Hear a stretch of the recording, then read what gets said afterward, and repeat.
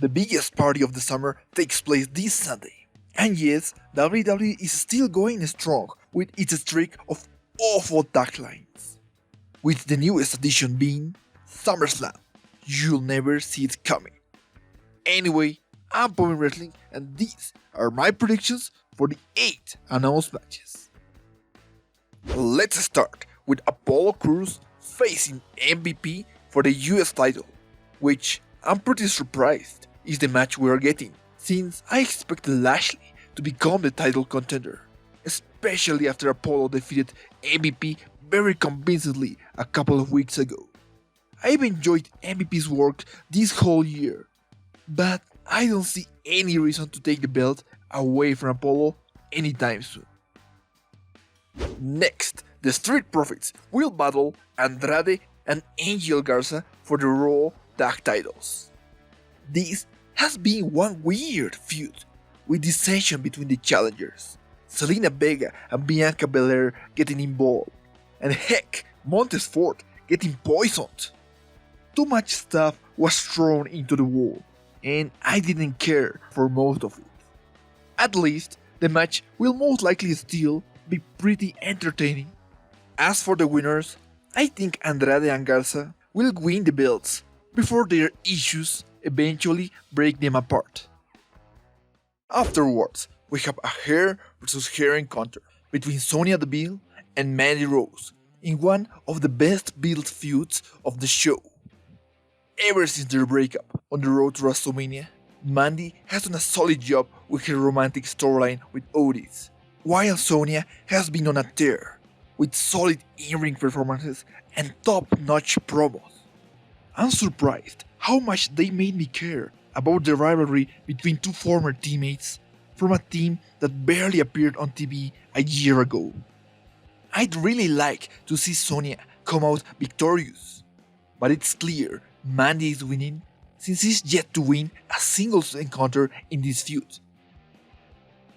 We also have Seth Rollins taking on the debuting Dominik Mysterio in a mostly great built encounter, which, besides the whole Rey Mysterio losing an eye crap from Extreme Rules, has been a very solid storyline.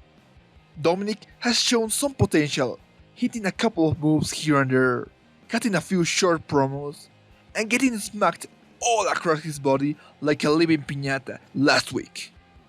The match will probably be good since Rollins is a very reliable performer, and since shenanigans are almost guaranteed to occur, I'm actually going to bet for Dominik to win with someone's help. And then we have Braun Strowman taking on the Fiend Bray Wyatt for the Universal title. It's been hard staying engaged in this storyline since I've struggled to connect with Braun as a champion. There have been some fun moments like their match at Money in the Bank and the Fiend's attack on Alexa Bliss, but the whole thing feels pretty flat to me. The Fiend will probably regain the belt, a belt he shouldn't have dropped in the first place. Later on, Bayley goes one-on-one against Asuka for the SmackDown Women's Championship in Asuka's first title match of the night. Asuka has been feuding with the Golden Role Models for a while, so it makes sense for her to challenge for the title. The problem is that she's already facing Sasha at the event, and this spot could have gone to so many other women. Asuka has already defeated Bayley, so I don't think Bayley will lose twice. Expect interferences to help Bayley retain the belt. Following that, we have quite possibly my most anticipated match of the night. Sasha Banks and Asuka fighting for the Raw Women's Championship. Their story has been kind of a mess, with a non-finish at Backlash, Asuka losing the belt to protect Kairi Sane, and a couple of completely unnecessary Stephanie McMahon Zoom calls. Despite all this nonsense, these women are still extremely entertaining, and their matches are usually the highlight of the night. I'm really hoping there isn't any bullshit ending or wacky angle at SummerSlam. Just a straight up singles match. As for the winner, I think Asuka will regain the belt to continue the story that Sasha has never successfully retained a belt. And finally, we have Drew McIntyre defending the WWE title against Randy Orton in probably one of the most anticipated matches of the year. Both men have had an incredibly strong 2020, both in-ring and on the mic. On one hand, Drew won the Royal Rumble, defeated Brock Lesnar, and has beaten almost every opponent in his path convincingly. On the other hand, Randy's return of the Legend Killer is probably some of the best work of his career, and while not the direction I take, he has a very realistic chance of winning the title. I'm very torn here, since I want Drew to retain, but I also want to see him win the belt when an actual crowd can cheer for him.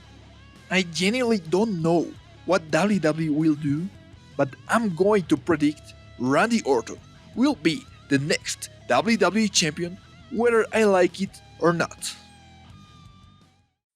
Before I leave, I want to speculate on some possible matches, not yet confirmed as of the date of this recording. By the way, all the encounters I'm about to mention could also take place at the poorly placed Payback, occurring literally a week after SummerSlam. Anyway, we might have AJ Styles defending the Intercontinental title against Jeff Hardy, mainly because I don't think their match on SmackDown will have a clean ending.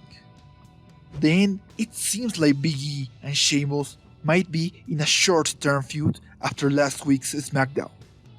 Another possible addition could be Heavy Machinery taking on Miz and Morrison as part of the Deville Rose feud. Then we have Cesaro and Nakamura probably retaining the SmackDown tag titles against the Lucha House Party. And finally, we have Matt Riddle vs King Corbin, in a bout I'm surprised hasn't been made official yet. Do you agree with my choices? Leave a comment down below with your predictions for SummerSlam, and don't forget to like, subscribe, and follow me on Twitter at @PalmerWrestling for any update. That's all for now. Thanks so much for watching. Until next time, see ya!